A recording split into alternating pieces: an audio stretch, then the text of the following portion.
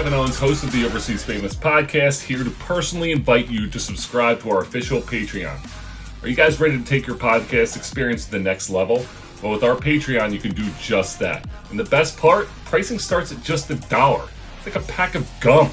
Less per month. By becoming a Patreon member, you'll unlock a world of amazing perks. We're talking merch giveaways, signed items by our guests, shout outs on the podcast, exclusive content, and so much more. Not only will you guys get to connect with me and the Overseas Famous community on a deeper level, but you'll also gain access to behind the scenes content and early episode releases. So don't miss out on this incredible opportunity. Join our Patreon today and become part of the Overseas Famous family. Together, we will make podcast history. Thank you for your support and can't wait to see you on Patreon.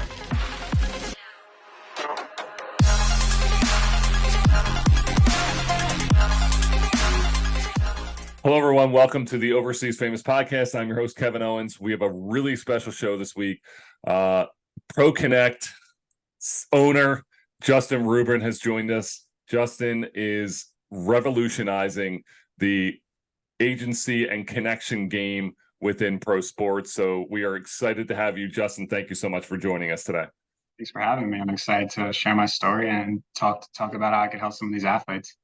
Absolutely. So we've had conversations before offline, and we've talked about, some of the things that can help these athletes, and you're really doing a great job. Can you tell us about ProConnect and its mission in helping overseas athletes find jobs? For sure. Yeah. So starting off with the mission is to really help overlooked players find opportunities overseas. For the past couple of years, I've come across so many guys who I personally think have the opportunity to play overseas, but they're not able to locate job opportunities and they're not informed on how actually to take the steps to actually play overseas. So the foundation of ProConnect is to actually educate players and then provide them with job opportunities overseas. And the thing I've noticed that's helped over the past couple of years is a lot of the jobs I get may not be the highest level, but that's such a small percentage of players overseas. So I try to cater to guys who are coming out of college and just starting off and just really looking to get their foot in the door overseas. It's really it's important. And I always say, it's hard. You talk to agents and stuff, and it's hard to kind of find those diamonds in the rough. How do you find those guys that are not as high level recognition wise as the athletes who are, all over the overseas radar?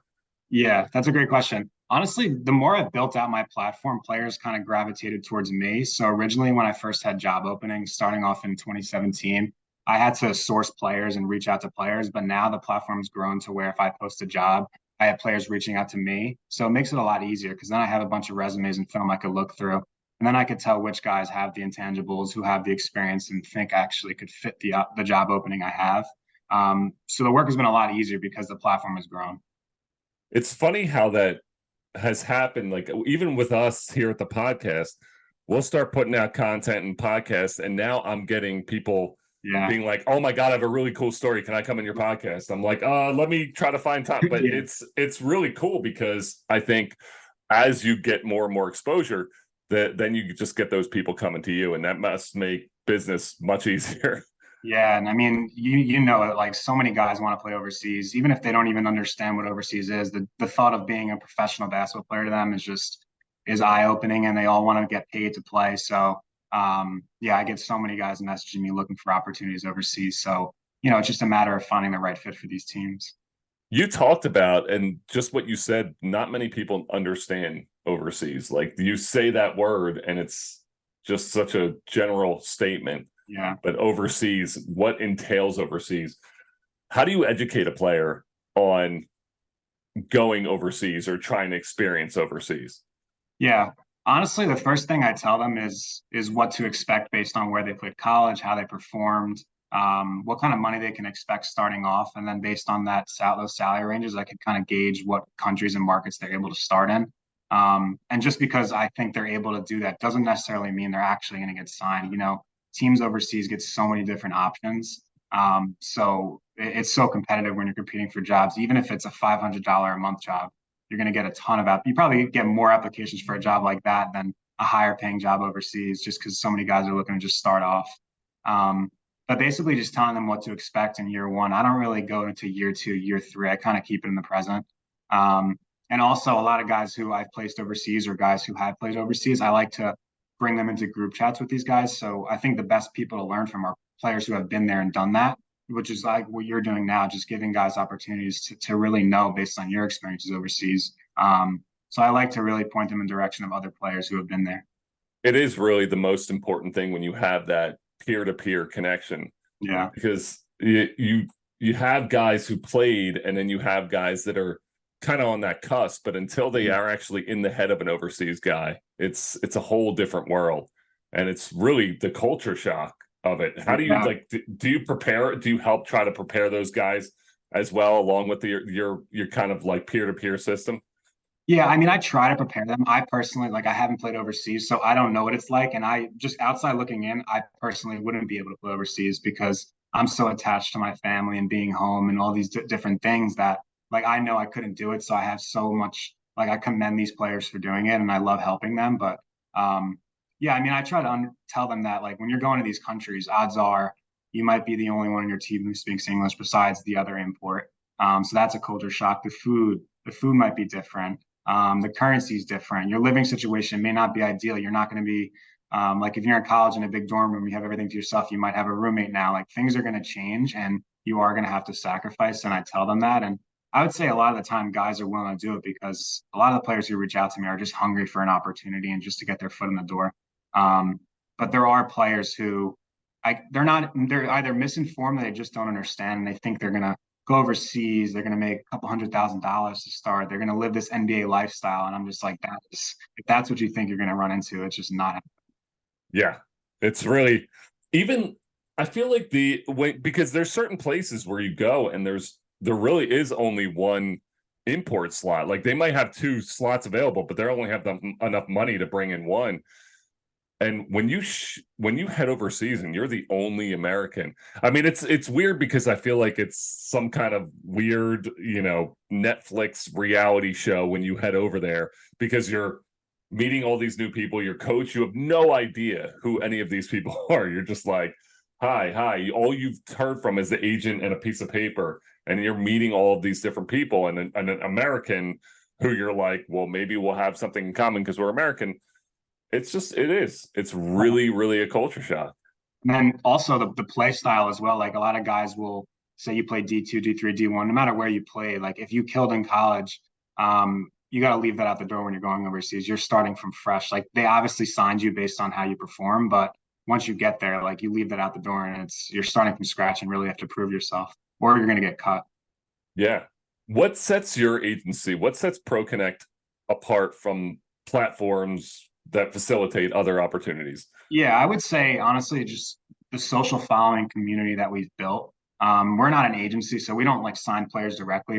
I like to tell people we're the LinkedIn of overseas basketball, which is what I'm trying to build out. And we'll get into this later, but I'm building out a more effective platform that players can apply to jobs and network with agents and coaches. But I would say what sets us apart is the community. And just the content we put out. You see a lot of agencies and they really just post signings and stuff like that. But us, we're really invested in not only job openings, but also content, and exposing people to the life overseas. And once our players are placed and they're overseas, then we can track their progress throughout the season and show people what it's like to live in an apartment overseas, the food they eat, and get really heavily invested into content, because I think now and going forward in the next like 5 to 10 years, the amount of the content that's going to be pushed out and people are watching it in short form now as well is just going to keep growing.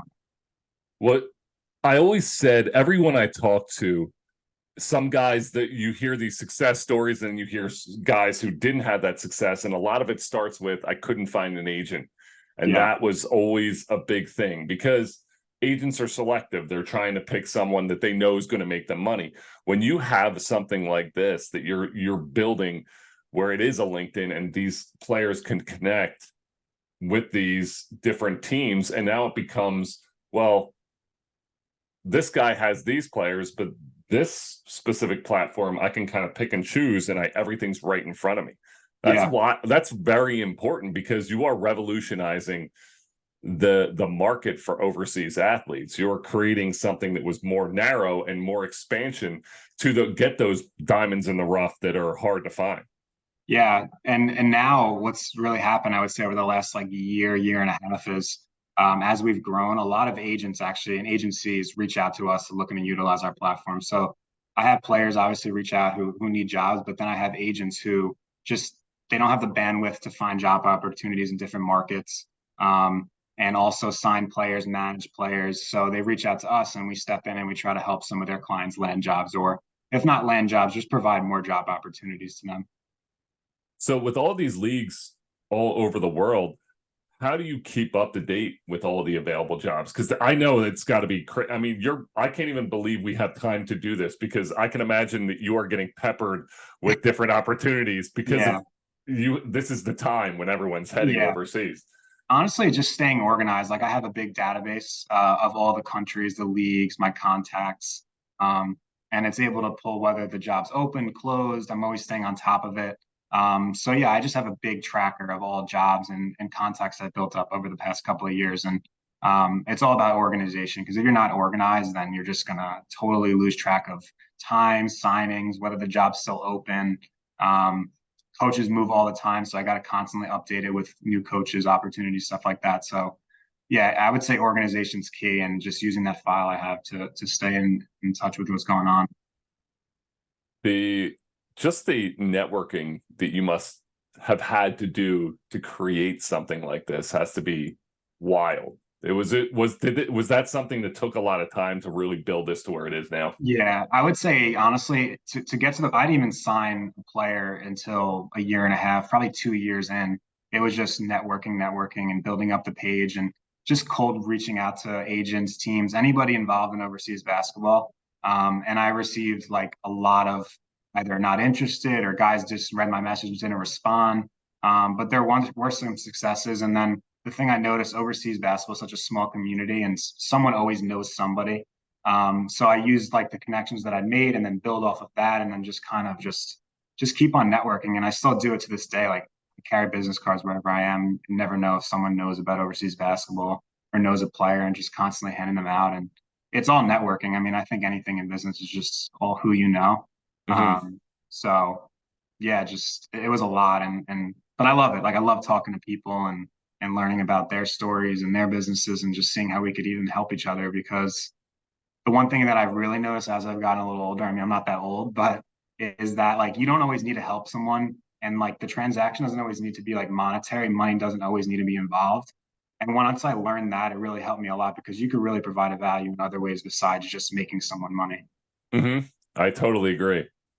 Are there any, when you look at this database and you have all these jobs coming in, do you notice any trends that are occurring, like regions or countries that you've seen an increased demand for overseas athletes? Um, I wouldn't say like an increased demand, but there are trends based on like salary, like certain countries, lower level leagues, like in Albania, for example. Every year I've worked there, like the salaries are low, really, really low. And it's just based off the level of the league. Like the basketball over there isn't too strong, so they don't have a lot of money coming in. And that's just some sort of trend I see is just salary budget range. And then, the higher the salary, the more experienced player they want. So I've kind of known by now, and also when I reach out to a team, I kind of have I don't know their exact budget, but based on the league and the country, I kind of have a sense of like what they're probably going to offer based on previous openings in the past. So yeah, I've been able to kind of pick up on that trend. I mean, the good thing is when you post, you pretty much say, "Hey, this is what the Yeah. salary is going to be." Do Mhm. you ever get guys who want you to negotiate on their behalf, or just to be like, "Hey, can we get that? This much money, this much, a little higher?" Yeah, and the guys that do try to negotiate are guys who already have pro experience, Mm-hmm. because they've been there and they probably negotiated in the past, or if they had their agent negotiate. But rookies, like they don't negotiate because they just want to get paid. They just want to play and they want to sign that contract. So they don't even think about negotiating. Which, if anyone's watching and you're a rookie, like you can negotiate just because you haven't been there doesn't mean you can't like step up and show your self worth and try to get some more money. But yeah, it's more so the experienced guys who try to negotiate. Well, it's funny because and not many people understand this because you look at how the NBA is structured and professional sports are structured here, where even rookies are. It's a rookie contract. It's obviously not on the vet, you know, Yeah. contracts, but when you have that rookie contract, you're still being paid well. We're used to a certain level of like, okay, I'm in the door of pro basketball, but there's really not a ton of money your rookie year. I mean, I played in the D League my first year. I made $12,000, which is nothing, which is Yeah. very little, and that $12,000 ended up getting me to like $250,000 a season. Like it's Yeah. crazy how you can grow, but a lot of people are not willing to take that step to be like, accept that you're going to get paid nothing, but you're getting your foot in the door. Yeah. And I think a lot of rookies, I mean, you're also young, so you don't really look towards the future. You kind of stay in the present. But a lot of guys goes overseas and they okay, you're gonna make 500 to start, but they don't realize that like you can make more the second year and then keep working up and working up. But I think the younger generation, like I can speak for myself and everyone else, like we want everything right now. And we're not willing to wait for it. And that's just a trend that I've seen. So the one thing I'd say to overseas players is like it's a process. Like I saw a video of Mike James. I think his first year he played in, I want to say it was Croatia, and he was making like 2,000 to 2,500 a month. And now, if you look at him now, I mean, millions. Probably the Mm-hmm. best player in Europe. And yeah, he didn't even. I think in his video he said like he didn't even know there were like multiple leagues in different countries. His agent got him a job, and he just went over there and hooped. And I mean, Yeah. look at him now. So I'm not saying obviously every guy will have that same journey, but I mean anything's possible. Like you said, that's those diamonds in the rough. Like some guys might not have had that opportunity in college, or something happened and things didn't go exactly as they're planned. But if you can get your foot in the door and then you prove yourself worthy, especially over there, your name will resonate. I mean, Mike James can go anywhere overseas. You can go anywhere in the NBA right now, but like he can go anywhere overseas and get a max contract, whatever he Yeah. wants. They're willing to pay him big bucks. And there's a lot of guys out there who do that. And it's incredible for the sport. I mean, a lot. Trajan Langdon was the first guy. He was just like, I'm not going to the NBA. Like, I'm cool in Russia. I'm making this much money. Why would I go to the NBA where I'm have to deal with maybe not playing or getting cut? I'm good. I know that. That's pretty cool. I didn't know that at all. I know he was amazing at Duke, but I didn't know that was his journey. Yeah, he was. And I always see. My geography was poor until I started heading overseas. But that Yeah. Trajan Langdon, he was like, oh, well, he wanted to play in Russia. I was like, oh, well, shit. Russia's and Alaska are like right there. But I didn't realize like he Yeah. was playing on Russia pretty much in Europe. I was like, oh, that's a lot further than I thought. Yeah. But it's still that thought process that I want to make certain amount of money here and I want to play. And Yeah. that's something that doesn't happen in the NBA. You be sitting a bench. I always say like the best overseas guys could replace that 10 through 15 of an NBA roster like that. It's very, Easily. very interchangeable. Yeah. And you've seen like every summer we see guys who are kind of like on the fringe of exiting the NBA sign overseas contracts. But I don't know if it's just me who sees this, but this summer I saw like so many high level NBA names signing overseas contracts like Kemba, Jabari Parker just re-signed. Mm-hmm. I think Ben McLemore just signed to play in Greece. Like you're getting all these guys who probably can still play in the NBA, but why not? Like, why would you want to sit on the bench? Like, if you really love basketball, like, there's Yeah. no point of just sitting there and just collecting a paycheck. I mean, it kind of sounds good, but I always said, I was like, it is a kind of, I always wanted to have that experience just for a year to get that NBA contract where you're there. You might get but like your name's in the jersey, it's all cool. But yeah, you're right, you're not playing. Like I felt like I made more. I had opportunities in the D League to kind of maybe do this, but then I'm like, well, this opportunity came up overseas, and I'd be playing, and that led to this. You never know where everything could take you, yeah, but it's just a beautiful, beautiful system of basketball overseas. So I think it's just great. And that's like you're saying, these names. That's the biggest thing people don't realize about overseas basketball is that's where they are. Like Tyler Hansborough played overseas, Jabari Parker, Kemba, like these guys are going over and people will be like, oh, what happened to so-and-so? And they're like, oh, they're overseas. But like we said, it's such a broad term that you don't really understand what that actually means. yeah. And we've seen like this past summer, the whole Dylan Brooks, like everyone's like, oh, he's going to like China, he's signing in China. And people who I guess they don't really understand overseas basketball. When I saw that going on, it like pissed me off so much because they don't realize like how hard it is to actually land a contract in China. And then on top of that, you're getting millions of dollars and you're basically becoming like the next LeBron over there. Like they worship you. Yeah. So I don't know. A lot of people on the outside looking in don't really understand like what's actually going on overseas. I have a question. Can I ask it now or are you going to cut it out? No, no, you can ask. You can ask. Oh, I was going to say when you were playing in the D League, how many NBA teams had an affiliate D League team? Jeez, I think so. The first year that I played, there was nothing. It was all you were just up for grabs. And then the second year, that's when we became affiliated, and it was like the Bobcats, the Wizards, and the Sixers were ours in Roanoke. So like each team kind of had 3 or 4 teams that they filtered towards. Sorry. And that's the thing that sucked is when my final year in the D League, like I was I was like, I'm going to the NBA. Like I had a good, summer, good work. And I was like, all right, I'm so close to the NBA, like just to staying on a roster. I was like, I'm gonna make it. I ended up staying there 1 year, and that was the first year that we were affiliated with Washington, but that was the first year they could send people down. So PJ Ramos and I see. Yeah. Andre Bloch got sent down, and they both played my position. So the old Yeah. screw job on me. But Yeah. hey, what can you do? I mean, the G League has changed so much. I think next year, Portland is getting a team. I think it's the last team that needed one, or maybe it was. I don't know. There's one team that's missing the G Yes. League. Yeah. Who was it? I was just had this conversation of the team that was missing. I can't remember what it is now. I thought it was Portland, but I think they just got one. Yeah. Portland did just get one. I thought there was another one who was waiting for that opportunity, but I can't remember it Yeah, no, offhand. I can't remember either. But like, can you share some success stories that athletes have had with your specific platform? Yeah, for sure. One of my friends, Diego, I don't know if he's watching or not, but he will be watching. He came out of the D2 and he's probably the first player I started working with. He's like one of my best friends. So it was really cool helping him out. And, coming out of a D2, he did pretty good, but he was able to get a job starting off in Puerto Rico, which is a pretty good league. And he's been playing there the past couple of years. He's a free agent now.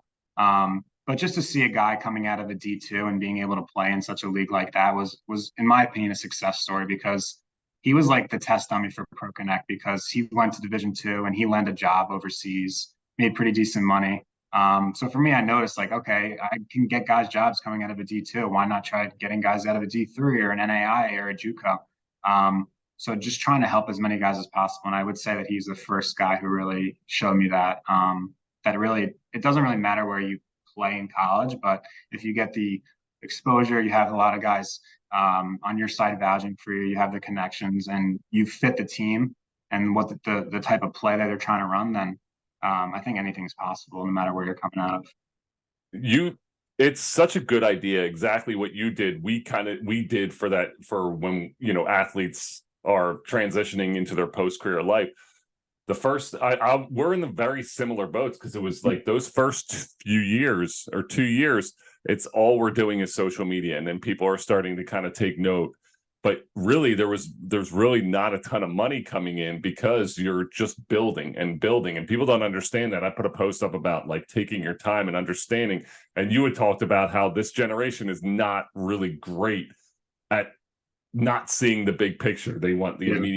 immediate reward, and it's tough. But like when you're looking at that, we did the same thing. We saw these athletes who needed it, and we're like, let's just put them through the program and see what they had, because that was the biggest thing. And when you took that, were you able to gather feedback and like improve your services through these people that you kind of put through the program and tested it out on? Yeah, I mean, there's definitely been positive and negative feedback along the way. I would say not every guy that signs up for the Pro Connect platform is guaranteed a job. That's just how overseas is. You can't guarantee guys jobs. But I've learned that there's other ways of providing services to these guys other than just job placement. So that's where I started doing consultations and hopping on calls with guys and breaking down their film and just explaining to them what to expect if you were to get a job overseas. And that's helped a lot because so many guys are misinformed.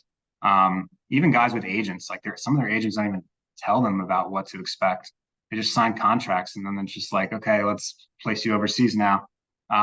So that's helped out a lot, is just helping guys with consultations, a lot of education overseas.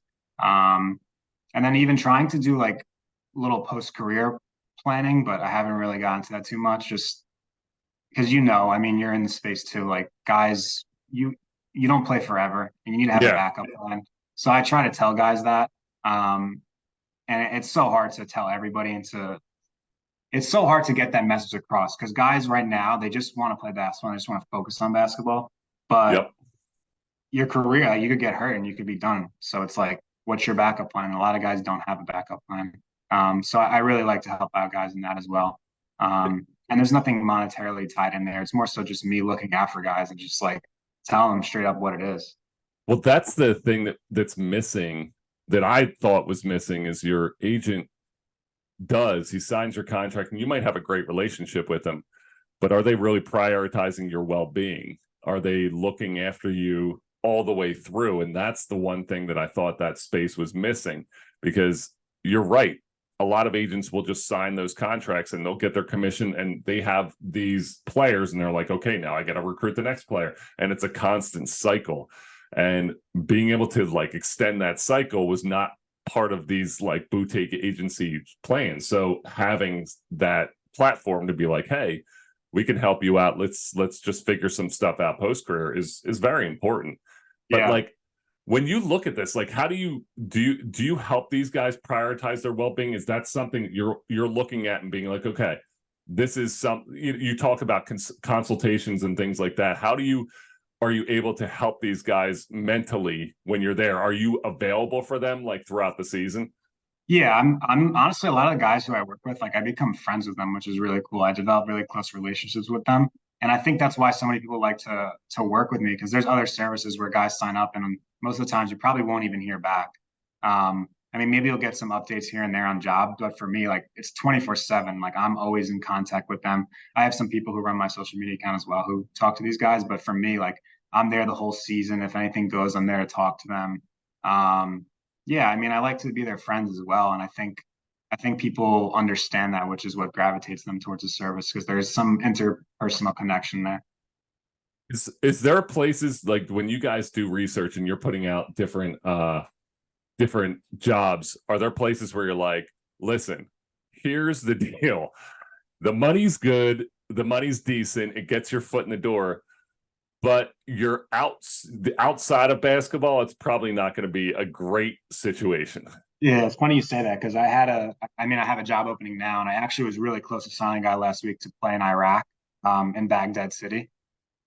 It's like 4,000 a month, which is like not great if you're going to Iraq, but like it's better than most guys are going to probably make their rookie year coming out Mm-hmm. of a smaller school. So like that's a prime example, or like the Syrias or the Saudi Arabias. Like if you do research and you follow politics, like you know what's going on over there or has gone on in the past. Um, so those are some places that I'm like, okay, just be aware. Like you got to know what you're going into. But honestly, there's so many guys that are hungry to play. They will play anywhere. They'll play if a war is going on. Like it's Mm-hmm. crazy. Um, and another one would be Russia. It's been really hard to place guys in Russia. Um, and I've been getting job opportunities, but it's hard to get guys to want to commit to playing there just because of what they see on the news and what they may think is actually going on. Um, so yeah, It is crazy because I always say that my daughter has it worse than I did because she knows everything. Like I knew nothing. I yeah, was like, just, we're kids. You just didn't really understand what was going on because there was no social media. I wasn't watching the news. Now yeah, everyone knows everything. But I will say that there's been places I've gone and I'm like, I've heard bad things about this and it's been perfectly great. And that's the thing. Like when you look at the actual whole and the news, it's almost distracts you from maybe a good place, especially if you're going there to play. They want to take care of you. They want to make sure that you're safe and that you're taken care of. And the people who might be in the news for bad things might be your biggest fan. And it's just yeah. crazy how the world works. But everyone has their own perspective. And when you just go there and just say, you know what, let's give this a try, you'll be surprised yourself. Yeah. I mean, it's a crazy experience. You can tell your kids, like, I played professional basketball in Baghdad City. But I mean, I know guys who played in Saudi Arabia and like going in, they were really weary about it. And they came out and it was like one of their best experiences of their pro career. And they get treated, like you said, they get treated amazing. So I think a lot of guys, like, obviously, I understand why there are some hesitant, like there's hesitancies to play in these countries or these markets, but you can't always believe or think what you're seeing in the media is going on there, and that's going to happen to you because it just won't. Yeah. How do you envision the future of ProConnect? Like, where do you see the future going? Just honestly, just keep on growing the social media platform. We have a new website launching. It was supposed to launch it was actually supposed to launch a couple weeks ago, but hopefully launching sometime this summer. And just really build out that platform. I really want to be the go-to service for guys coming out of college, as well as for agents looking to get more opportunities for their players. If agents have to reach out to teams, they have to cold message them, they have to try to find job opportunities, but you could just sign up for our platform and you'll have all those opportunities in the palm of your hand. So that's the kind of approach I'm trying to go at. Then also a little unrelated, but I've been doing a lot of off-court marketing as well. So, guys get opportunities overseas, but there are ways to make money off the court. So I've been helping them with branding, whether it be merchandise or brand deals through social media. So that's grown a lot over the past couple of years, just helping some higher level overseas guys get endorsements, work with brands, and just really make some more money when they're not playing. Well, it's so important. I mean, that's where Overseas Famous came from. You walk out of the arena and you head back home and you're not famous anymore. You're only famous there. So building that market and making yourself marketable while you're playing is so important to really become something as you grow up. Because I always say, like, we're talking about transition from pro sports into life, and you talk about, like, most guys, their average retirement age is 30. So life expectancy is what, 75? That's a whole lot. That's a lot of time. More than 75. Yeah, I'm knocking on wood right now. I'm like 43 right now. I'm like, oh shit. But I from an overseas athlete and from all of your overseas athletes, I'm sure I appreciate what you're doing. We appreciate this platform that you're providing because it does bring more opportunities and it brings more eyes onto the overseas game, and it also helps athletes tremendously. What you're doing is a great service, and we, as an overseas athlete, I thank you so much for it because I think it's so necessary and I think it's incredible. Awesome. No, I really appreciate that. I appreciate what you're doing as well. I think a lot of guys really need to understand like what life is going to be like after basketball, and there are other things out there besides basketball that you can find a love for. And I think it's important a lot of guys know that. Well, Justin, we appreciate you coming on today to tell your story in ProConnect. We're super excited to see where the future's going. We'll be following, we'll be excited, we'll be working with you, and really looking forward to seeing what the next chapter looks like and all the success you're going to have. So thank you so much for joining us today. I really appreciate it. Thank you.